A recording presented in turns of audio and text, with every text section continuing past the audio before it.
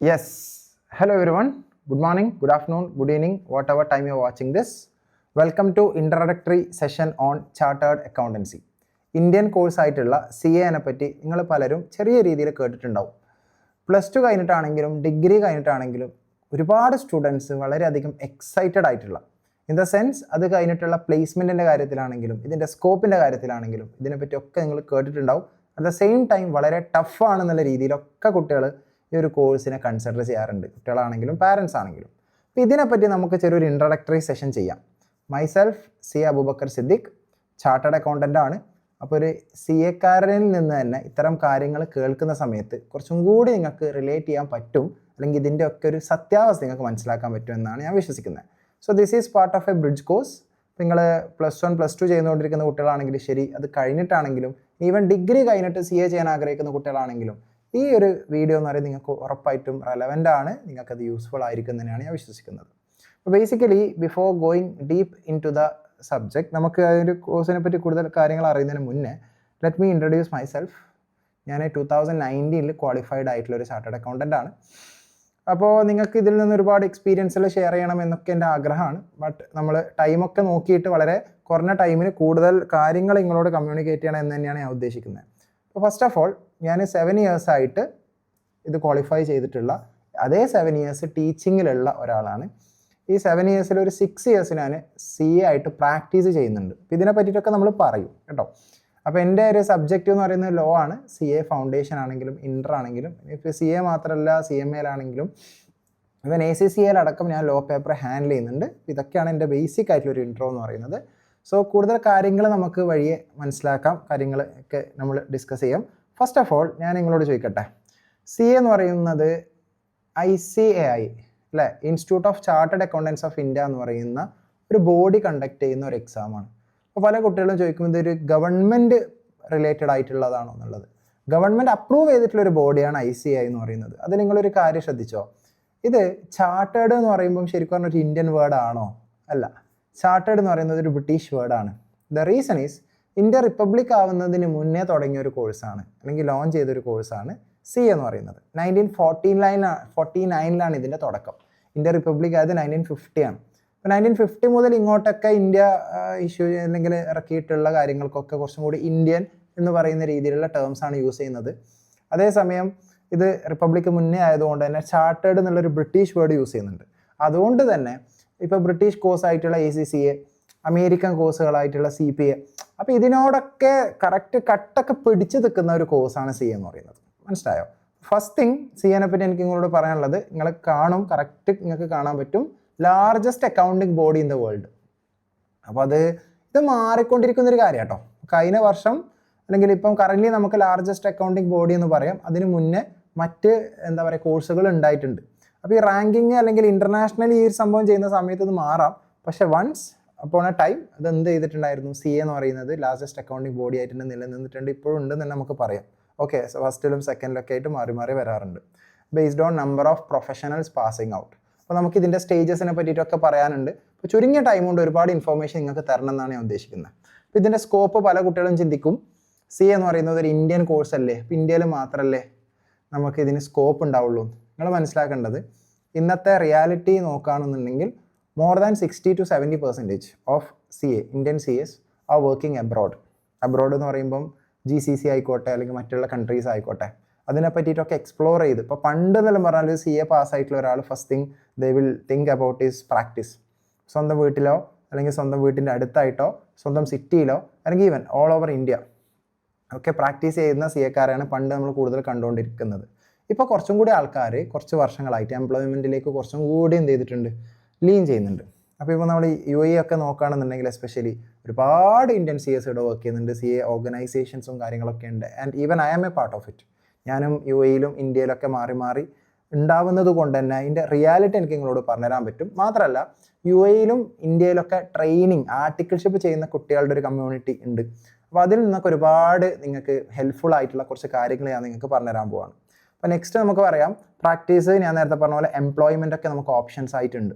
അപ്പോൾ എന്തൊക്കെയാണ് പ്രാക്ടീസിങ് ചെയ്യുക, എന്തൊക്കെയാണ് എംപ്ലോയ്മെൻറ്റ് ചെയ്യുക എന്നുള്ളൊരു ബ്രീഫ് ഐഡിയ ഞാൻ ഇതിൻ്റെ ഭാഗമായിട്ട് തരാം. പിന്നെ ഉള്ളത് എന്താ വെച്ച് കഴിഞ്ഞാൽ ഇമ്പോർട്ടൻ്റ് ആയിട്ട് പറയാനുള്ളത്, once an Indian prime minister set prime മിനിസ്റ്ററുടെ സിഗ്നേച്ചറിനേക്കാളും വാല്യുബിൾ ആണ് CA സിഗ്നേച്ചർ എന്ന് പറഞ്ഞിട്ടുള്ളത്. അതിൻ്റെ റീസൺ എന്താണെന്ന് വെച്ച് കഴിഞ്ഞാൽ ഇന്ത്യയിൽ ലക്ഷക്കണക്കിന് കമ്പനീസ് ഉണ്ട്. ഈ കമ്പനീസ് ചെറുതായിക്കോട്ടെ വലുതായിക്കോട്ടെ പഴയതായിക്കോട്ടെ പുതിയതായിക്കോട്ടെ അവരുടെ ഫിനാൻഷ്യൽ സ്റ്റേറ്റ്മെൻറ്റ് എന്ന് പറയും, അതായത് അവർ വർഷത്തിൽ കച്ചവടം നടത്തിയിട്ട് പ്രിപ്പയർ ചെയ്യുന്ന റിപ്പോർട്ടുണ്ട്. അത് നിർബന്ധമായിട്ടും ഒരു CA കാരൻ സൈൻ ചെയ്തിരിക്കണം. CA കാരനായിക്കോട്ടെ CA കാരി ആയിക്കോട്ടെ, ഇനി CAയുടെ ഫേം ആയിക്കോട്ടെ. ഫേം എന്ന് വെച്ച് കഴിഞ്ഞാൽ മൾട്ടിപ്പിൾ CA കാരൊക്കെ കൂടിയിട്ടുള്ള ഒരു ഓർഗനൈസേഷൻ നമുക്ക് പറയാം. അപ്പം ഇങ്ങനൊരു സിഗ്നേച്ചർ നിർബന്ധം. അതുകൊണ്ട് തന്നെ നമ്മളൊരു സർട്ടിഫയിങ് അതോറിറ്റിയാണ്. ഇപ്പോൾ ഗവൺമെൻറ്റിലൊക്കെ നമ്മൾ ഗസറ്റഡ് ഓഫീസേഴ്സ് എന്ന് പറയുന്നത് പോലെ ഫിനാൻസ് അക്കൗണ്ട്സിലൊക്കെ നോക്കിക്കഴിഞ്ഞാൽ നമ്മളൊരു ഓഫീസറാണ്, ഇത് സർട്ടിഫൈ ചെയ്യുന്ന ഒരാളാണ്. പിന്നൊരു കാര്യം എന്ന് പറയുന്നത് ഇതിന് യൂണിവേഴ്സിറ്റി സ്റ്റഡി കാര്യങ്ങളൊന്നുമില്ല. ഇതൊരു സെൽഫ് സ്റ്റഡി കോഴ്സായിട്ടാണ് എന്ത് ചെയ്തിട്ടുള്ളത്, ഡിസൈൻ ചെയ്തിട്ടുള്ളത്. ഗവൺമെൻറ് അല്ലെങ്കിൽ ഇതിൻ്റെ കോഴ്സ് ഡിസൈൻ ചെയ്തിട്ടുള്ള ആൾക്കാർ. പക്ഷേ ഇതിന് കൃത്യമായിട്ടുള്ള ഗൈഡൻസും പ്രോപ്പർ സപ്പോർട്ടും ഇല്ലാണ്ട് ഒരിക്കലും നമുക്ക് ഈ ഒരു കോഴ്സ് കംപ്ലീറ്റ് ചെയ്യാനോ അല്ലെങ്കിൽ പഠിച്ച് തീർക്കാൻ പറ്റൂല. അപ്പോൾ അതുകൊണ്ട് തന്നെ സെൽഫ് സ്റ്റഡി എന്നുള്ളത് ബേസിക്കലി ഇറ്റ്സ് എന്താ പറയുക സെക്കൻഡറി ഓപ്ഷൻ. ഏറ്റവും കൂടുതൽ കുട്ടികൾ ഇത് ഇൻസ്റ്റിറ്റ്യൂട്ട് ബേസ് ചെയ്തിട്ടും ഇൻസ്റ്റിറ്റ്യൂഷൻസിലൊക്കെ പോയിട്ട് പ്രൈവറ്റ് ഇൻസ്റ്റിറ്റ്യൂഷനിലൊക്കെ പോയിട്ടാണ് ഇത് പഠിക്കുക എന്നുള്ളതാണ് reality. Okay, and you will be one among them, right? So ഇതിൻ്റെ മറ്റൊരു ഏറ്റവും വലിയൊരു ഗുണം എന്ന് പറയുന്നത് comparing to other international courses നമുക്കിതിൻ്റെ ഒരു ഏറ്റവും വലിയ പ്രത്യേകത ഫീസ് എന്ന് പറയുന്നത് കുറവാണ്.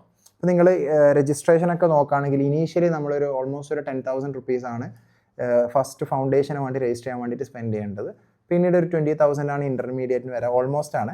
ഇപ്പോൾ ഫൈനൽ ആണെങ്കിൽ ഓൾമോസ്റ്റ് ആ ഒരു റേഞ്ചാണ്. അപ്പോൾ എല്ലാം കൂടി നമുക്ക് എന്ത് പറയാം, ഒരു 1 lakh or 2 lakhനുള്ളിൽ നമുക്കിതിൻ്റെ ഫീസ് വരും, ഇൻക്ലൂഡിങ് ഇതിൻ്റെ എക്സാം ഫീസും അതേപോലെ തന്നെ ഇതിൻ്റെ ട്യൂഷൻ ഫീസൊക്കെ അടക്കം. അപ്പോൾ അതൊക്കെ എന്താ പറയുക, ട്യൂഷൻ ഫീസ് കാര്യങ്ങളൊക്കെ ഞാൻ ഇതിൽ ഇൻക്ലൂഡ് ചെയ്യുന്നില്ല. അല്ലാണ്ട് നമ്മുടെ യൂണിവേഴ്സിറ്റി അല്ലെങ്കിൽ നമ്മുടെ ഇൻസ്റ്റിറ്റ്യൂട്ടിലേക്ക് അടക്കുന്ന ഫീസ് എന്ന് പറയുന്നത് മറ്റുള്ള കോഴ്സുകൾ കമ്പയർ ചെയ്ത് നോക്കുമ്പോൾ വളരെ തുച്ഛം എന്ന് തന്നെ പറയാൻ പറ്റും. കമ്പയറിംഗ് ടു ഇപ്പോൾ ACC ഒക്കെ പറയുകയാണെങ്കിൽ ACC നമ്മൾ പൗണ്ടിലാണ് പേ ചെയ്യുക. ആ ഒരു പേപ്പറിൻ്റെ എക്സാമിന് വേണ്ടിയിട്ട് നമ്മൾ ഓൾമോസ്റ്റ് ഒരു 15,000 ഒക്കെ സ്പെൻഡ് ചെയ്യണം. ഇതെന്ന് പറഞ്ഞാൽ ഒരു സ്റ്റേജിനാണ് നമ്മളൊരു 15,000 ഒക്കെ അല്ലെങ്കിൽ 10,000 ഒക്കെ സ്പെൻഡ് ചെയ്യുന്നത്. സ്റ്റേജസ് ഏതൊക്കെയാണെന്നുള്ളത് നമുക്ക് പറയാം, റൈറ്റ്? അപ്പോൾ ഇതൊക്കെയാണ് ഇതിൻ്റെ ഒരു ഫസ്റ്റ് ഒരു പ്രത്യേകത എന്ന് പറയാനുള്ളത്. പിന്നീട് നമുക്കിതിൻ്റെ ഒരു സ്ട്രക്ചറിലേക്ക് പോകണമെന്നുണ്ടെങ്കിൽ റിയാലിറ്റിയാണ് ഞാൻ പറയുന്നത്. ഡ്യൂറേഷൻ എന്ന് പറയുന്നത് ഓൾമോസ്റ്റ് നമ്മളൊരു 5 years കാണണം. നിങ്ങൾ മനസ്സിലാക്കേണ്ടത് നിങ്ങളുടെ ലൈഫ്, ഇപ്പോൾ നിങ്ങൾ എത്ര വയസ്സുണ്ടാവും, നിങ്ങൾക്കൊരു 18 years ഉണ്ടാവും, അല്ലെങ്കിൽ 20 ഉണ്ടാവും, 25 ഉണ്ടാവും, 30 ഉണ്ടാവും, what ever age you are from, what ever it is. ഇനി 30+ ആവാം. CAക്ക് ഏജ് ലിമിറ്റ് ഇല്ല കേട്ടോ. അപ്പം പേഴ്സണലി പറയുകയാണെന്നുണ്ടെങ്കിൽ I have taken classes for people above 50 or 60 years. 61 years ഉള്ള അല്ലെങ്കിൽ 60+ years ഉള്ള ഏജുള്ള ഒരു ബാങ്ക് മാനേജർ, റിട്ടയർഡ് ബാങ്ക് മാനേജർക്ക് ഞാൻ CA ക്ലാസ്സുകൾ എൻ്റെ ക്ലാസ്സിൽ വന്നിരുന്നിട്ടുണ്ടായിരുന്നു. പേഴ്സണലി പറയാണ്. അപ്പോൾ പറഞ്ഞു വരുന്നത് ഇതിനൊരു ഏജ് ഗ്രൂപ്പോ അല്ലെങ്കിൽ ഏജ് ലിമിറ്റും കാര്യങ്ങളൊന്നുമില്ല. ഓക്കെ, നമുക്ക് 10th കഴിഞ്ഞ് അല്ലെങ്കിൽ +2 കഴിഞ്ഞിട്ട് നമുക്ക് ഇതിൻ്റെ പഠനം എന്ത് ചെയ്യാം, സ്പെഷ്യലൈസ്ഡ് ആയിട്ട് തുടങ്ങാം. എന്നാൽ 10th ക്ലാസ്സിൻ്റെ കൂടെ അല്ലെങ്കിൽ +1 +2ൻ്റെ കൂടെ തന്നെ ഇത് പഠിച്ച് തുടങ്ങുന്ന കുട്ടികളുണ്ട്, ഡിഗ്രീൻ്റെ കൂടെ ഇത് പഠിക്കുന്ന കുട്ടികളുണ്ട്. അപ്പോൾ what I am saying is ഇതിൻ്റെ ഡ്യൂറേഷൻ എന്ന് പറയുന്നത് തുടങ്ങിക്കഴിഞ്ഞാൽ ഓൾമോസ്റ്റ് ഒരു 5 years നമ്മൾ ഇതിന് വേണ്ടിയിട്ട് ഇൻവെസ്റ്റ് ചെയ്യണം. നേരത്തെ ഞാൻ പറയാൻ വന്ന കാര്യം, നെക്സ്റ്റ് ഒരു 20, 30, 40 yearsലേക്ക് നമ്മൾ ആരാവുമെന്ന് തീരുമാനിക്കുന്ന ഒരു 5 years ആയിരിക്കും ഇത്. നിങ്ങൾ മനസ്സിലാക്കുക, ഒരു 40 yearsന് അല്ലെങ്കിൽ 30 years നമ്മൾ ഏർണിംഗ് കപ്പാസിറ്റി തീരുമാനിക്കുന്ന ഒരു കോഴ്സാണിത്. അപ്പോൾ ആ ഒരു 30 or 20 or 30 yearsന് വേണ്ടിയിട്ട് നമ്മളൊരു 5 years കഷ്ടപ്പെടണം. അപ്പോൾ പല കുട്ടികളും ചിന്തിക്കും 5 years കഴിഞ്ഞാൽ പിന്നെ എനിക്ക് 25 വയസ്സാവൂലേ, അല്ലെങ്കിൽ 30 ആവൂലേ, 35 ആവൂലേ, 40 ആവൂലേ, അത് ഈ കോഴ്സ് ചെയ്തിട്ടില്ലെങ്കിൽ ആവൂലേ. അപ്പോൾ നമ്മളെ ആ ഒരു ഏജിലേക്ക് എത്തുമ്പോൾ നമ്മുടെ കയ്യിലൊരു ക്വാളിഫിക്കേഷനും ഒരു എന്താ പറയുക ഏർണിംഗ് കപ്പാസിറ്റിയും കാര്യങ്ങളൊക്കെ ഉണ്ടാവുക എന്നുള്ളത് ഇമ്പോർട്ടൻ്റ് ആണ്. അപ്പോൾ പറഞ്ഞു വരുന്നത് ഇതിൻ്റെ ഒരു സ്ട്രക്ചറാണ്. നിങ്ങൾക്ക് ഇത് ഇവിടെ വളരെ അടിപൊളിയായിട്ട് തന്നെ ഞാൻ ഇതിൻ്റെ സ്ട്രക്ചർ കൊടുത്തിട്ടുണ്ട്. അപ്പോൾ നമുക്ക് ഒന്നുകിൽ +2 കഴിഞ്ഞ് ഫൗണ്ടേഷൻ റൂട്ടിൽ വരാം. ഫൗണ്ടേഷൻ എന്ന് പറയുമ്പം 6 to 9 months ആണ് ഓൾമോസ്റ്റ് ഇതിൻ്റെ ഒരു പീരീഡ് എന്ന് പറയുന്നത്. 6 എന്ന് പറയുന്നത് ഒരു മിനിമൽ പീരീഡാണ്. 6 to 9 months എന്ന് പറയാം. ഇപ്പോൾ എക്സാമ്പിൾ പറയുമ്പോൾ +2 കഴിഞ്ഞിട്ട് +2 മാർച്ചിൽ കഴിയുന്ന ഒരു കുട്ടിയെ സംബന്ധിച്ചിടത്തോളം മുന്നേ രജിസ്റ്റർ ചെയ്താണെങ്കിൽ ആ കുട്ടിക്ക് എന്താ പറയുക, മെയ് ഒരു എക്സാം വരും, അതേപോലെ തന്നെ സെപ്റ്റംബറിൽ എക്സാം വരും, അത് കഴിഞ്ഞിട്ടുള്ള ജനുവരിയിൽ എക്സാം വരുന്നുണ്ട്. പക്ഷേ ഇവിടെ ഒരു പ്രശ്നം എന്താ വെച്ച് കഴിഞ്ഞാൽ നമ്മൾ ഫൗണ്ടേഷൻ്റെ ഏത് എക്സാം എഴുതാൻ ഉദ്ദേശിക്കുന്നുണ്ടെങ്കിലും ആ എക്സാം നടക്കുന്ന മാസത്തിൻ്റെ 4 മാസം മുന്നെങ്കിലും ഈ കോഴ്സ് നമ്മൾ രജിസ്റ്റർ ചെയ്തിരിക്കണം എന്നുള്ളതാണ് ഒരു ഇമ്പോർട്ടൻറ്റ് റിക്വയർമെൻറ്റ്. അപ്പോൾ ഏറ്റവും കൂടുതൽ കുട്ടികൾ +2 മാർച്ചിൽ കഴിഞ്ഞിട്ട് ഒന്നുകിൽ സെപ്റ്റംബർ, കുറച്ചും കൂടി ബെറ്റർ ഓപ്ഷൻ ആയിട്ട് കുട്ടികൾ കാണാറുള്ളത് അത് കഴിഞ്ഞിട്ടുള്ള ജനുവരിയിലാണ്. അതിൻ്റെ എക്സാം മന്ത്സ് ഒക്കെ നമ്മൾ പിന്നീട് താഴെ പറയുന്നുണ്ട്. ഓക്കെ, അതാണ് ഒരു ഓപ്ഷൻ എന്ന് പറയുന്നത്. അപ്പോൾ +2 കഴിഞ്ഞിട്ട് ഏകദേശം ഒരു 1 year, 6 months to 1 year കൊണ്ട് നമുക്ക് ഫൗണ്ടേഷൻ ലെവൽ ക്ലിയർ ചെയ്യാൻ പറ്റും. ഫൗണ്ടേഷൻ ക്ലിയർ ചെയ്ത് കഴിഞ്ഞാൽ നമുക്കൊരു 9 months പീരീഡാണ്, ലേണിംഗ് പീരീഡാണ്. കറക്റ്റ് പറയുകയാണെങ്കിൽ 8 months ആണ്. ഇൻ്റർമീഡിയറ്റ് നമ്മൾ ഏത് മാസമാണോ എക്സാം എഴുതാൻ ഉദ്ദേശിക്കുന്നത് അതിന് 8 മാസം മുന്നെങ്കിലും ഇതിന് രജിസ്റ്റർ ചെയ്യണം എന്നുള്ള ഒരു റിക്വയർമെൻ്റ് ഉണ്ട്. ഇതൊക്കെ നിങ്ങൾ ഓരോന്നോരോന്നായിട്ട് വഴിയെ പഠിക്കും. അതാണ് ഇൻ്റർമീഡിയറ്റ്. അഥവാ +2 കഴിഞ്ഞിട്ട് ഡിഗ്രി ആണ് ഒരു കുട്ടി ചൂസ് ചെയ്യുന്നതെങ്കിൽ ഡിഗ്രി കഴിഞ്ഞിട്ട് നേരെ ഇൻ്റർമീഡിയറ്റിലേക്ക് വരാനുള്ള ഓപ്ഷൻ ഉണ്ട്. അതിനർത്ഥം ഡിഗ്രി കംപ്ലീറ്റ് ചെയ്ത് ഡയറക്റ്റ് എൻട്രി എന്നാണ് അതിന് പറയുക. ഡിഗ്രി കഴിഞ്ഞ ഒരു കുട്ടിയെ സംബന്ധിച്ചിടത്തോളം പിന്നെയും ഫൗണ്ടേഷൻ ലെവലിൽ നിന്ന് സ്റ്റാർട്ട് ചെയ്യേണ്ട, നേരെ ഇൻ്റർമീഡിയറ്റിലേക്ക് വരാം. എന്നാലും ഡിഗ്രി കഴിഞ്ഞ കുട്ടികൾക്ക് ഒരു ടെൻഷൻ ഉണ്ടാവും, ഒരു പേടി ഉണ്ടാവും. ഡിഗ്രി കഴിഞ്ഞിട്ട് എങ്ങനെയാണ് നേരെ ഇൻ്ററിൽ വരിക, കാരണം ഫൗണ്ടേഷനിൽ പഠിക്കുന്ന ടോപ്പിക്കുകളൊക്കെ നമ്മൾ അറിഞ്ഞിരിക്കേണ്ടതെന്നൊക്കെ. ഫൗണ്ടേഷൻ ലെവലിൽ 2 സബ്ജക്റ്റുകളാണ് ഇൻ്റർമീഡിയറ്റിലേക്ക് ആവശ്യം. അത് അക്കൗണ്ട്സും, അതായത് നമ്മൾ ചാർട്ടേഡ് അക്കൗണ്ടൻ്റ് ആവാനല്ലേ പഠിക്കുന്നത്. സോ അക്കൗണ്ടിങ് എന്ന് പറയുന്നത് ഒരു ഇമ്പോർട്ടൻറ്റ് സബ്ജക്റ്റാണ്. മറ്റൊന്നാണ് ലോ എന്ന് പറയുന്നത്. ഈ 2 സബ്ജക്റ്റുകളും ഫൗണ്ടേഷനിലും ഇൻ്റർമീഡിയറ്റിലും കോമൺ ആണ്. സോ നിങ്ങളൊരു ഡിഗ്രി സ്റ്റുഡൻറ്റ് അല്ലെങ്കിൽ നിങ്ങളുടെ ഫ്രണ്ട്സ് ഡിഗ്രി കഴിഞ്ഞിട്ട് ഇത് ചെയ്യാൻ ഉദ്ദേശിക്കുന്നുണ്ടെങ്കിൽ അവരോട് ഈ അക്കൗണ്ടിങ്ങും ലോയാണ് മെയിൻ ആയിട്ടുള്ള അവർക്ക് ഫൗണ്ടേഷൻ ലെവലിൽ അവർക്ക് മിസ്സിങ് ആവുന്ന പേപ്പേഴ്സ് എന്ന് പറയുന്നത്. അതിൻ്റെ ഒരു ബേസ് ഒക്കെ കിട്ടിക്കഴിഞ്ഞാൽ ഞാൻ റെക്കമെൻഡ് ചെയ്യും, ഇപ്പം ഇൻ്ററിലേക്ക് അക്കൗണ്ട്സിനാണെന്നുണ്ടെങ്കിൽ എക്സ്ട്രാ ബേസ് കാര്യങ്ങളൊക്കെ വേണ്ടി വരും. എസ്പെഷ്യലി നോൺ കൊമേഴ്സ് ഡിഗ്രി ഒക്കെ കഴിഞ്ഞ് വരുന്ന കുട്ടികളാണെങ്കിൽ. കൊമേഴ്സ് ഡിഗ്രി കഴിഞ്ഞ് വരുന്ന കുട്ടികളാണെന്നുണ്ടെങ്കിൽ കുറച്ചും കൂടി എക്സ്റ്റെൻസീവ് ലേണിംഗ് ആവശ്യമാണ് ഇൻ്ററിലേക്ക് വരുന്ന സമയത്ത്, എസ്പെഷ്യലി അക്കൗണ്ട്സ് ഒക്കെ. ലോ നമുക്ക് വേണമെങ്കിൽ എന്ത് ചെയ്യാൻ പറ്റും, ഫ്രഷ് ആയിട്ട് ഇൻ്റർമീഡിയറ്റ് മുതൽ പഠിച്ചു തുടങ്ങാൻ പറ്റും. അതിൻ്റെ കൃത്യമായിട്ടുള്ള കൺസെപ്റ്റുകളൊക്കെ മനസ്സിലാക്കി. കാരണം ഞാൻ അതിൻ്റെ ഒരു അധ്യാപകനായതുകൊണ്ട് എനിക്കത് കുറച്ചും കൂടി ക്ലിയർ ആയിട്ട് നിങ്ങൾക്ക് അതിൻ്റെ ഒരു കാര്യം, അതിൻ്റെ സംഭവം പറഞ്ഞുതരാൻ പറ്റും. സോ കൂടുതലും കുട്ടികൾ സ്ട്രഗിൾ ചെയ്യുന്ന ഒരു പേപ്പർ എന്ന് പറയുന്നത് ഫൗണ്ടേഷൻ അല്ലെങ്കിൽ ഡിഗ്രി കഴിഞ്ഞ് വരുന്ന കുട്ടികൾ അക്കൗണ്ടിങ് ആയിരിക്കും. അതുകൊണ്ട് അതിൻ്റെ ഒരു ബേസ് ഉണ്ടാവുക എന്നുള്ളത് ഇമ്പോർട്ടൻ്റ് ആണ്. Okay, ultimately we are all chartered accountants, we are going to be future chartered accountants, right? So ഡിഗ്രീൻ്റെ കാര്യത്തിൽ കുട്ടികൾക്ക് ഡൗട്ട് ഉണ്ടാവുന്നത് കൊമേഴ്സും നോൺ കൊമേഴ്സും എങ്ങനെയാണ്. ഇപ്പോൾ കൊമേഴ്സ് ഡിഗ്രി കഴിഞ്ഞിട്ടുള്ള സ്റ്റുഡൻ്റ് ആണെന്നുണ്ടെങ്കിൽ അതിന് 55% ഡിഗ്രിയിൽ വേണം, പാസ്സാവണം. അതിൻ്റെ കൂടെ 55% മാർക്ക് വേണം. നോൺ കൊമേഴ്സ് ആണെങ്കിൽ 60% മാർക്കാണ് റിക്വയർമെൻറ്റ്. ഓക്കെ, സോ അതാണ് ഡിഗ്രി അല്ലെങ്കിൽ ഡയറക്റ്റ് എൻട്രി എന്ന് പറയുന്നത്. ഫൗണ്ടേഷൻ എന്ന് പറയുന്നത് ഇപ്പം നിങ്ങളൊരു +1 +2 സ്റ്റുഡൻ്റ് ആവാനാണ് സാധ്യതയെങ്കിൽ നിങ്ങൾ മനസ്സിലാക്കുന്നത് ഫൗണ്ടേഷനിൽ ഒരു 6 to 9 months കാണണം. അത് കഴിഞ്ഞിട്ട് ഇൻ്റർമീഡിയറ്റിൽ ഒരു 9 months കാണണം. ഇതിൽ ഏതൊക്കെ സബ്ജക്റ്റാണെന്നുള്ളത് നമ്മൾ നെക്സ്റ്റിൽ പറയും. 2 years ട്രെയിനിങ് ഓർ ആർട്ടിക്കിൾഷിപ്പ് എന്നുള്ളതാണ് നെക്സ്റ്റ്. ഈ ആർട്ടിക്കിൾഷിപ്പിൻ്റെ ഒരു സംഭവം പറഞ്ഞിരട്ടെ, ബാക്ക്ഗ്രൗണ്ട് പറഞ്ഞിരട്ടെ. പണ്ട് ഞാൻ പഠിക്കുന്ന സമയത്ത്, ഞാൻ 2014 CA തുടങ്ങിയ ആളാണ്. 2019 ആകുമ്പോഴേക്കും കംപ്ലീറ്റ് ചെയ്തിട്ടുണ്ടായിരുന്നു. 5 years ആണ് ഞാൻ എടുത്ത എക്സാക്റ്റ് ടൈം എന്ന് തന്നെ പറയാം, റൈറ്റ്? അപ്പോൾ ആ സമയത്ത് ട്രെയിനിങ് പീരീഡ് എന്ന് പറയുന്നത് 3 years ആയിരുന്നു. ഓൾഡ് സിലബസ് എന്നൊക്കെ പറയും. 2023 ICI പുതിയൊരു സ്കീം കൊണ്ടുവന്നു, സിലബസിൽ മാറ്റം കൊണ്ടുവന്നു. അതിൽ ഈ ആർട്ടിക്കിൾഷിപ്പ് എന്ന് പറയുന്നത് 2 years ആക്കി. സോ കറൻ്റ്ലി നമ്മളിപ്പോൾ ഉള്ളത് 2026 ഏപ്രിലാണ്. ഇപ്പോഴത്തെ റൂള് പ്രകാരം അല്ലെങ്കിൽ ഇപ്പോഴത്തെ കറണ്ട് സ്കീം പ്രകാരം ട്രെയിനിങ് ആർട്ടിക്കിൾഷിപ്പ് എന്ന് പറയുന്നത് 2 years ആണ്. Articleship is A bit more polished term. നമ്മൾ സാധാരണ ഇതിന് ട്രെയിനിങ് എന്നൊക്കെയാണ് നമ്മൾ നോർമൽ ലാംഗ്വേജിൽ പറയുക. ആർട്ടിക്കിൾഷിപ്പ് എന്ന് പറയുമ്പോൾ കുറച്ചും കൂടി നമുക്ക് ഇതിന് എന്ത് ചെയ്യാൻ പറ്റും, കണക്ട് ചെയ്യാൻ പറ്റും എന്നുള്ളതാണ്. ബേസിക്കലി CA സ്റ്റുഡൻസിന് ആർട്ടിക്കിൾഷിപ്പ് എന്ന് പറയുന്നത് 2 years ആണ്. ആൻഡ് വൺ മോർ തിങ് ഇവിടെ നോട്ട് ചെയ്യേണ്ടത്, may be in the future next year ഒക്കെ ആകുമ്പോഴേക്ക് മേ ബി ഇൻസ്റ്റിറ്റ്യൂട്ട് പിന്നെയും അത് 3 yearsലേക്ക് കൊണ്ടുപോകാനുള്ള സാധ്യതകൾ കൂടിയുണ്ട്. ഞാനത് പറയാൻ കാര്യം സോഴ്സസിൽ നിന്നൊക്കെ കിട്ടിയിട്ട് നെക്സ്റ്റ് ഇയറിലൊക്കെ അങ്ങനെ ഒരു പ്ലാൻ ഉണ്ട് എന്നുള്ളതാണ്. അപ്പം may be if you are watching that video later അതുകൂടി നിങ്ങൾ മനസ്സിലാക്കുക എന്നുള്ളതാണ്. ഇപ്പം കറൻ്റ്ലി ഏപ്രിൽ 2026 പ്രകാരം ആർട്ടിക്കിൾഷിപ്പ് പീരീഡ് എന്ന് പറയുന്നത് 2 years ആണ്. അത് നമ്മൾ ഈ നേരത്തെ പറഞ്ഞ 5 yearsനുള്ളിൽ തന്നെ വരുന്നുണ്ട്. മാത്രമല്ല അത് കഴിഞ്ഞിട്ട് നേരെ നമ്മൾ ഫൈനൽ എക്സാം ആണ് എഴുതുന്നത്. ഫൈനൽ എക്സാം കഴിഞ്ഞ് കഴിഞ്ഞാൽ പിന്നെ നമുക്കൊരു ട്രെയിനിങ്ങിൻ്റെ ഒന്നും ആവശ്യമില്ല. സോ ഓൾറെഡി 2 years ട്രെയിനിങ് ഇതിൻ്റെ ഉള്ളിൽ ഇൻക്ലൂഡഡ് ആയതുകൊണ്ട്, പണ്ട് 3 years ആയിരുന്നു, ഭാവിയിൽ മേ ബി 3 years ആക്കാം. കറൻ്റ്ലി 2 years ആണ്. അപ്പോൾ ഇവിടെ ഇൻസ്റ്റിറ്റ്യൂട്ട് ഒരുപാട് മാറ്റങ്ങൾ കൊണ്ടുവന്നുകൊണ്ടേയിരിക്കും. കാരണം എന്താ വെച്ച് കഴിഞ്ഞാൽ ഇവർ കോമ്പീറ്റ് ചെയ്യുന്നത് ഇൻ്റർനാഷണൽ ലെവൽ കോഴ്സുകളായതുകൊണ്ട് ഒരുപാട് മാറ്റങ്ങൾ ഇങ്ങനെ വന്നുകൊണ്ടിരിക്കും. പിന്നെ എക്കണോമിക്കലി വരുന്ന ചേഞ്ചസും കറൻ്റ്ലി നമ്മുടെ ഇന്ത്യയിലെ രാജ്യത്തൊക്കെ വരുന്ന ചേഞ്ചസും ഇന്റർനാഷണൽ ലെവലിലൊക്കെ വരുന്ന ചേഞ്ചസ് ഒക്കെ കൺസിഡർ ചെയ്തിട്ട് ഇവരെന്ത് ചെയ്യും, എക്സാമിൻ്റെ സ്ട്രക്ചറിലൊക്കെ മാറ്റം വരുത്താറുണ്ട്. പണ്ട് 2 തവണ വർഷത്തിൽ എക്സാം നടക്കുന്നത് ഫൗണ്ടേഷനിലും ഇൻ്ററിലും, ഇപ്പം 3 years ആണ് നടന്നുകൊണ്ടിരിക്കുന്നത്. അപ്പം അങ്ങനത്തെ കുറച്ച് കാര്യങ്ങളൊക്കെ ഉണ്ട്. അതിനൊക്കെ നമ്മൾ നെക്സ്റ്റ് ഇതിൽ പറയും കേട്ടോ. നെക്സ്റ്റ് ഫൈനൽ ലെവലിലേക്ക് വരുമ്പോൾ നമുക്ക് ഓൾമോസ്റ്റ് ഒരു 1 year ആണ് പീരീഡ്. ഈ 2 years ആർട്ടിക്കിൾഷിപ്പ് കഴിഞ്ഞിട്ട് ഒരു 6 months കമ്പൽസറി എന്താ പറയുക സ്റ്റഡി പീരീഡ് കഴിഞ്ഞിട്ടാണ് കറൻ്റ്ലി കുട്ടികൾ ഫൈനൽ എക്സാം എഴുതാൻ പറ്റുള്ളൂ. ആ 6 months ഗ്യാപ്പിൽ കുറച്ച് ഓൺലൈൻ എക്സാമുകൾ ഉണ്ട് കേട്ടോ. അത് ഞാൻ ഇതിൽ ഇൻക്ലൂഡ് ചെയ്തിട്ടില്ല. ഒരു 4 ഓൺലൈൻ എക്സാമുകൾ ഒരു കുട്ടി എഴുതണം. അത് 100ലാണ് മാർക്ക് വരിക. 50% മാർക്ക് വേണം. നെഗറ്റീവ് മാർക്കിംഗ് ഒന്നുമില്ല. അതിൽ 2 ഫിക്സ്ഡ് പേപ്പേഴ്സാണ്, 2 എലക്റ്റീവ് പേപ്പേഴ്സാണ്. സോ നമ്മൾ ഈ പേപ്പേഴ്സിൻ്റെ എണ്ണം പറയുമ്പം ഫൗണ്ടേഷനിലും ഇൻ്ററിലും ഫൈനലിലൊക്കെ എത്ര പേപ്പേഴ്സ് ഉണ്ടെന്ന് കൂടി അറിയണ്ടേ. അത് ഞാനിവിടെ വൃത്തിയിൽ കൊടുത്തിട്ടുണ്ടെന്നാണ് എൻ്റെ വിശ്വാസം. നിങ്ങൾ വായിച്ച് നിങ്ങൾക്ക് മനസ്സിലാവും. ഫൗണ്ടേഷൻ ലെവലിൽ 4 പേപ്പേഴ്സാണ്. ഇതിൻ്റെ മാർക്കിംഗ് സിസ്റ്റം ഒക്കെ ഞാൻ പറയും, താഴെ പറയും കേട്ടോ. അക്കൗണ്ടിങ് വരുന്നുണ്ട്, ലോ വരുന്നുണ്ട്, മാത്സ് എന്ന് നമ്മൾ കോമൺ ആയിട്ട് വിളിക്കാറുള്ള ക്വാണ്ടിറ്റേറ്റീവ് ആപ്റ്റിറ്റ്യൂഡ് ഉണ്ട്, ബിസിനസ് എക്കണോമിക്സ് ഉണ്ട്. ഇൻ്ററിലേക്ക് വരുന്ന സമയത്ത് 6 പേപ്പേഴ്സാണ് ടോട്ടൽ. പണ്ട് ഞാൻ പഠിക്കുന്ന സമയത്ത് 2015 7 പേപ്പേഴ്സ് ആയിരുന്നു കേട്ടോ. ഞാൻ എന്നിട്ട് 2019 പഠിപ്പിച്ചു തുടങ്ങുന്ന സമയത്ത് അന്നത്തെ ഒരു സ്കീം മാറിയിട്ട് 8 പേപ്പേഴ്സ് ആയിട്ടുണ്ടായിരുന്നു. നിങ്ങൾ മനസ്സിലാക്കുക, പണ്ട് നമ്മളൊക്കെ പഠിക്കുന്ന സമയത്ത് 7 ആയിരുന്നു, പിന്നെ 8 ആയി. 2023 മുതൽ അല്ലെങ്കിൽ 2024 ആ ഒരു ന്യൂ സിലബസ് മുതൽ ഇൻസ്റ്റിറ്റ്യൂട്ട് എന്ത് ചെയ്തു, ഇതിനെ 6 പേപ്പറായിട്ട് കുറച്ചു. അപ്പോൾ ബേസിക്കലി 2 പേപ്പർ ഒഴിവാക്കി എന്ന് പറയാം. പക്ഷേ 2 പേപ്പേഴ്സൊക്കെ ഒഴിവാക്കി എന്ന് പറയുമ്പോഴും നമ്മൾ നേരത്തെ പറഞ്ഞ പോലെ ആർട്ടിക്കിൾഷിപ്പിന് ശേഷം അല്ലെങ്കിൽ ആർട്ടിക്കിൾഷിപ്പിൻ്റെ ഇടയിൽ നമ്മൾ 4 ഓൺലൈൻ എക്സാമുകൾ എഴുതണം. അപ്പോൾ അവിടേക്ക് വെച്ച് നോക്കുമ്പം ബേസിക്കലി അവിടത്തേക്ക് പോയി എന്ന് പറയാം. ഫൈനൽ ലെവലിലും ഇതേപോലെ തന്നെ. ഫൈനൽ ലെവലിലും പണ്ട് 8 പേപ്പറായിരുന്നു 2 വർഷം മുന്നേ വരെ. ഇവർ 6 പേപ്പറാക്കി. അവിടെയും 2 പേപ്പർ കുറച്ചു എന്നുള്ളതാണ്. അപ്പോൾ കുറച്ചും കൂടി സിലബസ് ഇവർ ഫ്ലെക്സിബിൾ ആക്കിയിട്ട് ഗ്ലോബൽ സ്റ്റാൻഡേർഡ്സിനോടൊക്കെ ഇവർ സെറ്റ് ചെയ്തിട്ടുണ്ടെന്ന് നമുക്ക് പറയാൻ പറ്റും. അപ്പോൾ ഇൻ്ററിലൊക്കെ വരുന്ന സമയത്ത് നേരത്തെ ഞാൻ പറഞ്ഞിട്ടുണ്ടായിരുന്നു, അക്കൗണ്ടിങ്ങും ലോയും ഫൗണ്ടേഷനിലും ഇൻ്ററിലും കോമൺ ആണ്.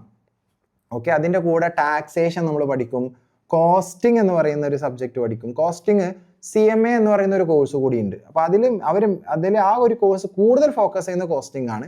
ഇവിടെ നമ്മൾക്കുള്ള സബ്ജക്റ്റുകളുടെ കൂടെ ഒരു സബ്ജക്റ്റാണ് കോസ്റ്റിംഗ് എന്ന് പറയുന്നത്. പിന്നെ ഓഡിറ്റ് നിങ്ങൾ കേട്ടിട്ടുണ്ടാവും. ഓഡിറ്റ്, ഒരു ചാർട്ടേഡ് അക്കൗണ്ടന്റ് ഓഡിറ്റർ എന്ന് അറിയപ്പെടാറുണ്ട്. അപ്പോൾ ഓഡിറ്റ് എന്ന് പറയുന്ന ഒരു സബ്ജക്റ്റ് ഉണ്ട്. പിന്നെ ഫിനാൻഷ്യൽ മാനേജ്മെൻറ്റ്, സ്ട്രാറ്റജിക് മാനേജ്മെൻറ്റ്. ഒരു കമ്പനി റൺ ചെയ്യുന്ന സമയത്ത് അല്ലെങ്കിൽ കമ്പനി നമ്മൾ കൺസൾട്ട് ചെയ്യുന്ന, കമ്പനിയെ നമ്മൾ അഡ്വൈസ് ചെയ്യുന്ന സമയത്ത് എങ്ങനെ ഫിനാൻസ് മാനേജ് ചെയ്യണം, എങ്ങനെ അതിൻ്റെ സ്ട്രാറ്റജീസ് ബിൽഡ് ചെയ്യണം. ഇനി സ്വന്തം ഫിനാൻസ് തന്നെ നിങ്ങൾ ആലോചിച്ച് നോക്കുക, നമ്മളൊരു ചാർട്ടേഡ് അക്കൗണ്ടൻ്റ് ആയിട്ട് നമ്മൾ മറ്റൊരാളോട് ഫിനാൻസ് എങ്ങനെ മാനേജ് ചെയ്യണം എന്നൊക്കെ ചോദിക്കാന്ന് പറയുന്നത് നാണക്കേടല്ലേ. ഇതൊക്കെ സ്റ്റോക്ക് മാർക്കറ്റിൽ ഇൻവെസ്റ്റ് ചെയ്യുന്നതിനെ പറ്റിയിട്ടും മ്യൂച്വൽ ഫണ്ട്, SIP ഇതിനെ പറ്റിയിട്ടൊക്കെ ഏറ്റവും കൂടുതൽ നോളേജ് ഉണ്ടാവുന്ന ഒരു സെറ്റ് ഓഫ് ആൾക്കാരാണ് CA എന്ന് നമുക്ക് പറയാൻ പറ്റും, റൈറ്റ്. ഫൈനൽ ലെവലിലേക്ക് വരുമ്പോൾ കുറച്ച് ടോപ്പിക്കുകൾ അഡ്വാൻസ് ലെവലിൽ വരും. ഇപ്പോൾ ഫിനാൻഷ്യൽ റിപ്പോർട്ടിംഗ് എന്ന് പറയുന്നത് നേരത്തെ പറഞ്ഞ അക്കൗണ്ട്സിൻ്റെ ഒരു നെക്സ്റ്റ് ലെവൽ അഡ്വാൻസ്ഡ് വേർഷൻ ആണ്. അപ്പോൾ അക്കൗണ്ട്സ് നിങ്ങൾ മനസ്സിലാക്കുക 3 സ്റ്റേജസിലും വരും.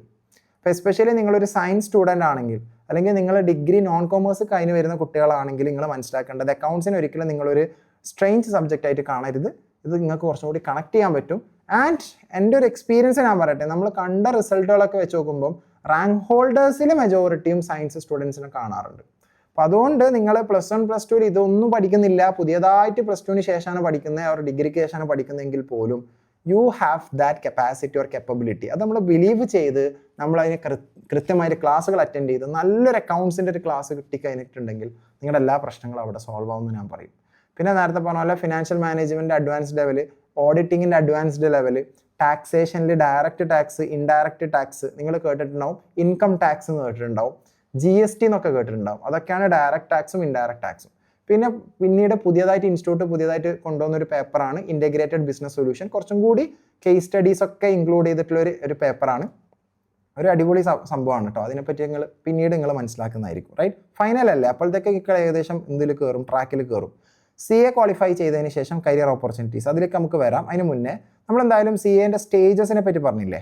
എക്സാക്ട്ലി കറൻ്റ്ലി നമ്മളൊരു April 2026 നമ്മളിത് നിങ്ങളിത് കേൾക്കുന്നതെങ്കിൽ മനസ്സിലാക്കുക, CA ഫൗണ്ടേഷൻ ഇൻ്റർമീഡിയറ്റ് വർഷത്തിൽ 3 തവണയാണ് നടത്തുന്നത്. ഓക്കെ, മെയ്യിൽ നടത്തുന്നുണ്ട്, സെപ്റ്റംബറിൽ നടത്തുന്നുണ്ട്, ജനുവരിയിൽ നടത്തുന്നുണ്ട്. നിങ്ങൾ ജസ്റ്റ് നോക്കുകയാണെങ്കിൽ ഓരോ എക്സാമിൻ്റെ ഇടയിലും അല്ലെങ്കിൽ ഒരു എക്സാം കഴിഞ്ഞിട്ട് 4 മാസം കഴിഞ്ഞിട്ടാണ് അടുത്ത എക്സാം എന്ന് വേണമെങ്കിൽ നമുക്ക് പറയാൻ പറ്റും, ഫൗണ്ടേഷനും ഇൻ്റർമീഡിയറ്റും കേട്ടോ. അപ്പോൾ ഒരു എക്സാം കഴിഞ്ഞ് കഴിഞ്ഞാൽ നിങ്ങൾ മനസ്സിലാക്കേണ്ടത് 2 മാസം കൊണ്ട്, ഇപ്പോൾ ജനുവരിയിൽ എക്സാം കഴിഞ്ഞാൽ 2 മാസം കൊണ്ട് റിസൾട്ട് വരും. അപ്പോൾ മാർച്ച് ഒരു ഫസ്റ്റ് വീക്കിലൊക്കെയാണ് റിസൾട്ട് വരിക. പിന്നെ എക്സാം നടക്കുന്നത് മെയ്യിലാണ്. അപ്പം ബേസിക്കലി നമ്മളൊരു എക്സാമിൻ്റെ റിസൾട്ട് വന്ന് കഴിഞ്ഞ് കഴിഞ്ഞാൽ അഥവാ നമ്മൾക്കിത് ക്ലിയർ ചെയ്യാൻ പറ്റിയില്ലെങ്കിൽ അടുത്ത എക്സാമിനേക്ക് നമുക്ക് പ്രിപ്പറേഷൻ കിട്ടുന്ന ടൈം എന്ന് പറയുന്നത് 2 months ആണ്. അതുകൊണ്ട് തന്നെ ഞാൻ അതിൻ്റെ ഒരു റിയാലിറ്റി പറയട്ടെ, നമ്മൾ ഫസ്റ്റ് ചാൻസ് ഒക്കെ നിങ്ങൾ ഇത് അറ്റൻഡ് ചെയ്യുന്ന ഒരു സ്റ്റുഡൻ്റ് ആണെങ്കിൽ ബെസ്റ്റ് തിങ് ഈസ് നിങ്ങൾക്ക് ഫസ്റ്റ് ചാൻസിന് 6 months 9 months ഒക്കെ കിട്ടുന്നില്ലേ, നല്ല ടൈമാണ്. ആ ടൈം കൊണ്ട് മാക്സിമം ഇത് പഠിച്ച് കംപ്ലീറ്റ് ചെയ്യാൻ ശ്രമിക്കുക, അതോടുകൂടി ഇത് തീർക്കാൻ ശ്രമിക്കുക. കാരണം പിന്നീട് നിങ്ങൾക്ക് കിട്ടുന്ന ടൈം എന്നെല്ലാം പറഞ്ഞാൽ ക്രാഷ് പോലെ വളരെ ചുരുങ്ങിയ ടൈം മാത്രമേ കിട്ടുള്ളൂ. നിങ്ങൾ റിപ്പീറ്റർ ആണെങ്കിൽ ഒരിക്കലും ഡെസ്പാവുണ്ടാവുന്നതല്ല ഞാൻ പറയുന്നത്. ആദ്യം കിട്ടുന്ന 6 to 9 months എഫക്റ്റീവ്ലി നിങ്ങൾ പഠിക്കുകയാണെന്നുണ്ടെങ്കിൽ പിന്നീട് നിങ്ങളെ ഒരു ലൂപ്പിൽ പെട്ട ഒരു ഫീൽ ഉണ്ടാവില്ല.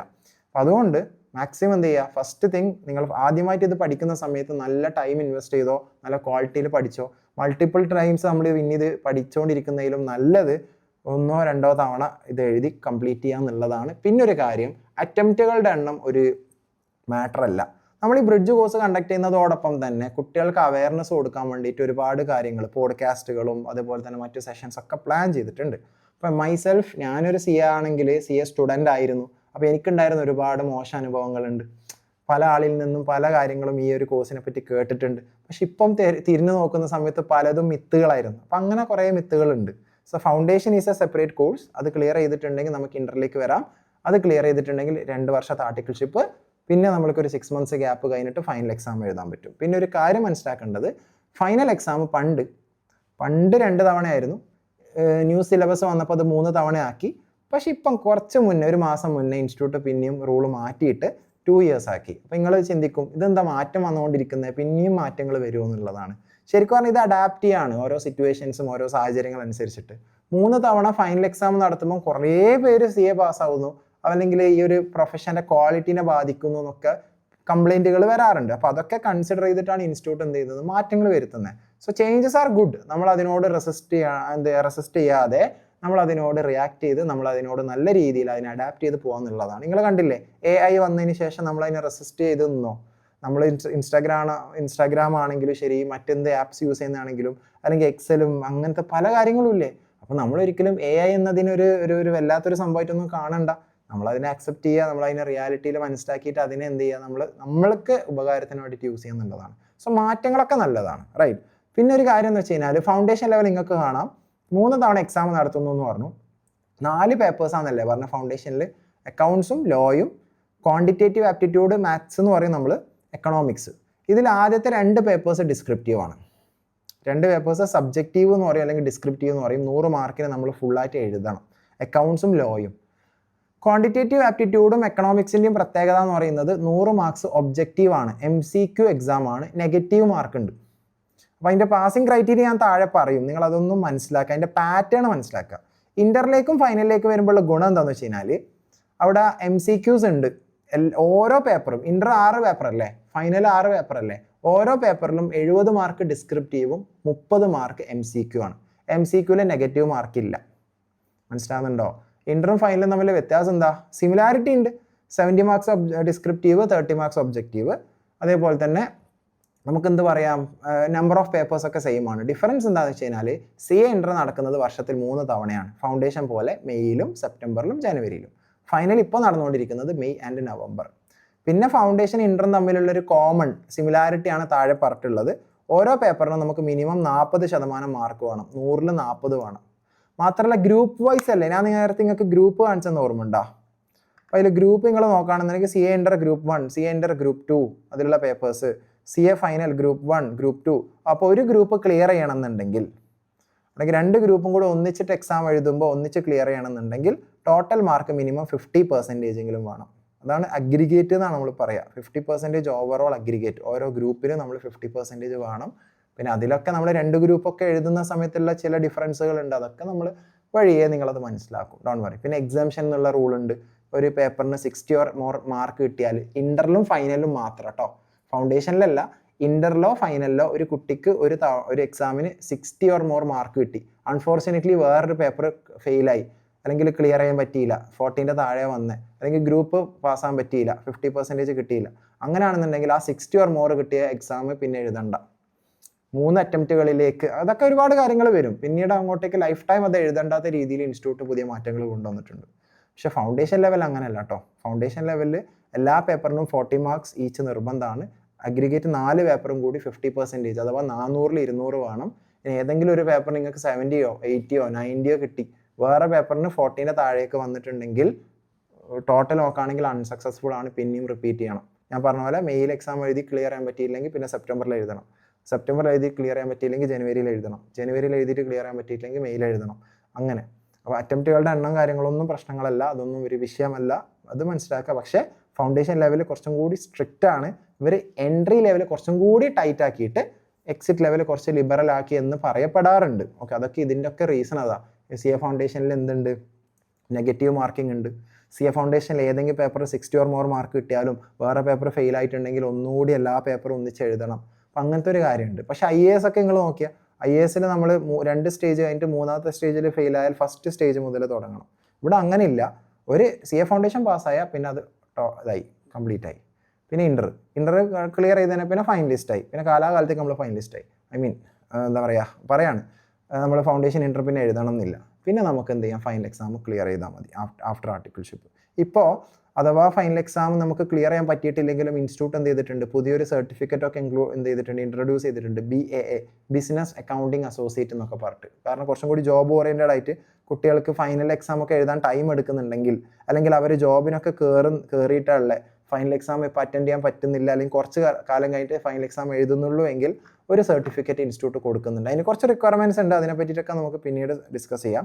ലാസ്റ്റ് ആൻഡ് ഫൈനലി എന്തൊക്കെയാണ് ഇതിൻ്റെ കരിയർ ഓപ്പർച്യൂണിറ്റീസ്. സോ ഇതൊരു ബ്രിഡ്ജ് പോലത്തെ ഒരു സെഷനാണ്. നിങ്ങൾ +2 ആണെങ്കിലും നിങ്ങളുടെ ഡിഗ്രി കഴിഞ്ഞിട്ടാണെങ്കിലും ഓൾമോസ്റ്റ് CA പറ്റി ഒരു ഐഡിയ കിട്ടിയെന്നാണ് എൻ്റെ വിശ്വാസം. സോ നമുക്ക് കരിയർ ഓപ്പർച്യൂണിറ്റീസ് ആയിട്ട് ഒരുപാടുണ്ട്. പല ആളും പല രീതിയിലുണ്ട്. ഇപ്പോൾ നിങ്ങൾ പല ബിസിനസ് ഓർഗനൈസേഷൻ നോക്കുകയാണെങ്കിൽ പല കമ്പനീസിൻ്റെയും തലപ്പത്ത് നിങ്ങൾക്ക് CA കാണാൻ പറ്റും. പല ബിസിനസ്സിൻ്റെ ഓണേഴ്സ് CA കാണാൻ പറ്റും. ഇന്ന് നമ്മുടെ നാട്ടിൽ കേരളത്തിലാണെങ്കിൽ അങ്ങോട്ടും ഇങ്ങോട്ടും പല ബിസിനസ്സിൻ്റെയും ഓണർഷിപ്പ് CA തന്നെ പറയാം. ഇപ്പോൾ എനിക്ക് സ്വന്തമായിട്ട് ബിസിനസ് ഞാൻ റൺ ചെയ്യുന്നുണ്ട് എന്നുള്ളതാണ് മനസ്സിലാക്കുക. അതേപോലെ അല്ലെങ്കിൽ ഒരു ബിസിനസ്സിൻ്റെ ഭാഗമായിട്ട് നമുക്ക് എന്ത് ചെയ്യാൻ പറ്റും, നിൽക്കാൻ പറ്റും. ഫുൾ ടൈം അല്ലെങ്കിലും പാർട്ട് ടൈം ആയിട്ട് ചെയ്യാൻ പറ്റും, റൈറ്റ്? അപ്പോൾ അതൊക്കെ മനസ്സിലാക്കേണ്ട കാര്യമാണ്. സോ വാട്ട് എവർ നമ്മൾ സാധാരണ പറയാറുള്ളത് എംപ്ലോയ്മെൻറ്റും പ്രാക്ടീസുമാണ്. എംപ്ലോയ്മെൻറ്റ് എന്ന് പറഞ്ഞാൽ കുറച്ചും കൂടി സേഫ് ആൻഡ് സെക്യൂർ ഓപ്ഷനാണ്. ഫിക്സ്ഡ് എന്താ പറയുക, നമുക്ക് ഇങ്ങനെ പറയാൻ പറ്റും, ഫിക്സ്ഡ് കമ്മിറ്റ്മെൻറ്റ്. ബട്ട് അത് സീസൺ അനുസരിച്ചിട്ട് മാറും. പക്ഷേ നമുക്ക് മന്ത് എൻഡിൽ സാലറി സേഫായിട്ട് കിട്ടും. നമ്മൾ സാധാരണ വർക്ക് ചെയ്യുന്നത് ഒന്നുകിൽ കമ്പനീസ് അല്ലെങ്കിൽ കോർപ്പറേറ്റ് എന്ന് പറയും. പലരും മൾട്ടിനാഷണൽ കമ്പനീസിൽ വർക്ക് ചെയ്യുന്നുണ്ട്. എൻ്റെ തന്നെ ഫ്രണ്ട്സിലും മെജോറിറ്റിയും MNCസിൽ വർക്ക് ചെയ്യുന്നവരാണ്, എസ്പെഷ്യലി ഇൻ ദ UAE അല്ലെങ്കിൽ GCC. അതുപോലെ നമുക്ക് കൺസൾട്ടിങ് ഫേംസിൽ വർക്ക് ചെയ്യാൻ പറ്റും, എംപ്ലോയ്മെൻ്റ് ആയിട്ട് തന്നെ ചെയ്യാൻ പറ്റും. അല്ലെങ്കിൽ നമ്മൾ എന്തിനാ ഒരു കൺസൾട്ടൻസിയിൽ എംപ്ലോയി ആയി നിൽക്കുന്നതെന്ന് തോന്നുന്ന ആൾക്കാരുണ്ടെങ്കിൽ സ്വന്തമായിട്ട് CA ഫേം തുടങ്ങാൻ പറ്റും, പ്രാക്ടീസ് തുടങ്ങാൻ പറ്റും. അതിൻ്റെ ഭാഗമായിട്ട് ടാക്സ് ഫയൽ ചെയ്യുക, ടാക്സ് പ്ലാൻ ചെയ്ത് കൊടുക്കുക, ഓഡിറ്റിംഗ് ചെയ്ത് കൊടുക്കാം, GST consultancy, business advisory, business consultancy ഒക്കെ നമുക്ക് ചെയ്യാൻ പറ്റും. ഇനി എംപ്ലോയ്മെൻ്റ് ആണെങ്കിൽ ജോബ് റോള് സാധാരണ auditor, tax consultant, financial analyst, finance manager എന്നൊക്കെ പറയാം. എൻ്റെ വൈഫ് ഒരു CA ആണ്. She is working in employment as A financial analyst. Almost 3 years ആയിട്ട് CA ആയിട്ട് അല്ലെങ്കിൽ ഫൈനാൻഷ്യൽ അനലിസ്റ്റ് ആയിട്ട് വർക്ക് ചെയ്യുന്നുണ്ട്. ഞാനാണെങ്കിലോ 7 years ആയിട്ട് ഒരു ടീച്ചറാണ്. 6 years ആയിട്ട് പ്രാക്ടീസിങ് ആയിട്ടുള്ള ചാർട്ടേഡ് അക്കൗണ്ടൻ്റ് ആണ്. പിന്നെ അല്ലറ ചില്ലറ ബിസിനസ്സിൻ്റെ ഒക്കെ ഭാഗമാണ്. So it all depends. അതൊക്കെ ഫ്ലെക്സിബിളായിട്ട് നമുക്ക് ചെയ്യാൻ പറ്റുന്ന ഒരു കാര്യമാണ്. സോ ഇത്രയും കാര്യങ്ങളാണ് നിങ്ങളോട് പറയാനുള്ളത്. ഓൾമോസ്റ്റ് ഒരു ഐഡിയ നിങ്ങൾക്ക് കിട്ടിയതാണ് എൻ്റെ വിശ്വാസം. കൂടുതൽ ടൈം എടുക്കാണ്ട് CA എന്ന് പറയുന്ന കോഴ്സിനെ പറ്റിയിട്ട് ഒരു ഐഡിയ കിട്ടിയെന്നാണ്. സോ ഇത് നിങ്ങൾ കാണുന്നത് ഇൻസ്റ്റാഗ്രാമിലാണെങ്കിലും ശരി, നിങ്ങളിത് കാണുന്നത് യൂട്യൂബിലാണെങ്കിലും ശരി, നിങ്ങൾക്ക് എന്തെങ്കിലും ഫർദർ ഡൗട്ടുകൾ ഉണ്ടെങ്കിൽ ജസ്റ്റ് ഒരു ഇൻട്രോ തന്നേ ഉള്ളൂ. ഇനി നമുക്ക് സബ്ജക്റ്റ് റിലേറ്റഡ് ആയിട്ടുള്ള സെഷൻസ് കാര്യങ്ങളൊക്കെ വരുന്നുണ്ട്. എസ്പെഷ്യലി ഇപ്പോൾ എൻ്റെ ലോ എന്ന് പറയുന്ന സബ്ജക്റ്റുമായിട്ട് ബന്ധപ്പെട്ട ഇൻട്രൊഡക്ഷനൊക്കെ നിങ്ങൾക്ക് പ്രൊവൈഡ് ചെയ്യും. അത് കേൾക്കുമ്പോൾ നിങ്ങൾക്ക് എങ്ങനെ ലോ എന്ന് പറയുന്ന സബ്ജക്റ്റിനെ അപ്രോച്ച് ചെയ്യണം, അല്ലെങ്കിൽ 4 പേപ്പറാണ് ലോ ഫൗണ്ടേഷനിൽ, ഇൻ്ററിൽ 6 പേപ്പറാണ്. അപ്പോൾ അതിനെങ്ങനെ അപ്രോച്ച് ചെയ്യണമെന്ന് മനസ്സിലായാൽ അത് മറ്റുള്ള സബ്ജക്റ്റുകൾക്ക് കൂടി നിങ്ങൾക്ക് ഹെൽപ്ഫുൾ ആവും. സോ ഓവറോൾ ഈ ഒരു കോഴ്സിലേക്കുള്ള ഒരു എൻട്രി പോയിന്റ് ആയിട്ട് നിങ്ങൾക്ക് വേണമെങ്കിൽ ഒരു വീഡിയോ യൂസ് ചെയ്യാം. നിങ്ങളുടെ ഫ്രണ്ട്സിനും കാര്യങ്ങളൊക്കെ ഇത് ഷെയർ ചെയ്ത് കൊടുക്കാം. ഫസ്റ്റ് ആൻഡ് ഫോർമോസ്റ്റ് തിങ്, നിങ്ങൾക്ക് എന്ത് ഡൗട്ട് ഉണ്ടെന്നുണ്ടെങ്കിലും നിങ്ങൾക്ക് താഴെ കമൻറ്റ് ബോക്സിൽ അറിയിക്കാം. ആൻഡ് വൺ മോർ തിങ്, നിങ്ങൾക്ക് ഇത് ബെനിഫിഷ്യൽ ആയിട്ടുണ്ടോ, യൂസ്ഫുൾ ആയിട്ടുണ്ടോ എന്നുള്ള കാര്യങ്ങൾ പറയാം. ഞാൻ എൻ്റെ പേഴ്സണലി ഉള്ള അല്ലെങ്കിൽ എൻ്റെ എക്സ്പീരിയൻസുകളും കാര്യങ്ങളൊന്നും കൂടുതൽ ഷെയർ ചെയ്തിട്ടുള്ള കാര്യം ഫസ്റ്റ് സെഷനിൽ തന്നെ നമ്മൾ ഒരുപാട് പറഞ്ഞു കഴിഞ്ഞാൽ നിങ്ങൾക്ക് പിന്നെ നെക്സ്റ്റ് സെഷൻ കാണാനുള്ളൊരു ക്യൂരിയോസിറ്റി ഉണ്ടാവില്ല. അപ്പോൾ അതുകൊണ്ട് തന്നെ അതൊക്കെ ഇൻക്ലൂഡ് ചെയ്തിട്ട് അപ്കമിങ് സെഷൻസ് നിങ്ങളോട് കൂടുതൽ കാര്യങ്ങൾ കമ്മ്യൂണിക്കേറ്റ് ചെയ്യണം എന്നാണ് എൻ്റെ ഒരു ആഗ്രഹം. അത് നടക്കട്ടെ, നിങ്ങൾക്കത് കാണാൻ പറ്റട്ടെ, അല്ലെങ്കിൽ കാണാൻ തോന്നട്ടെ എന്ന് ഞാൻ ആശംസിക്കുന്നു. So that's all. CA Abubakar Siddique here, signing off with the ending the introduction to chartered accountancy. All the very best. നമുക്ക് ഇനി വരാനുള്ള വീഡിയോസിലൊക്കെ കാണാം കേട്ടോ.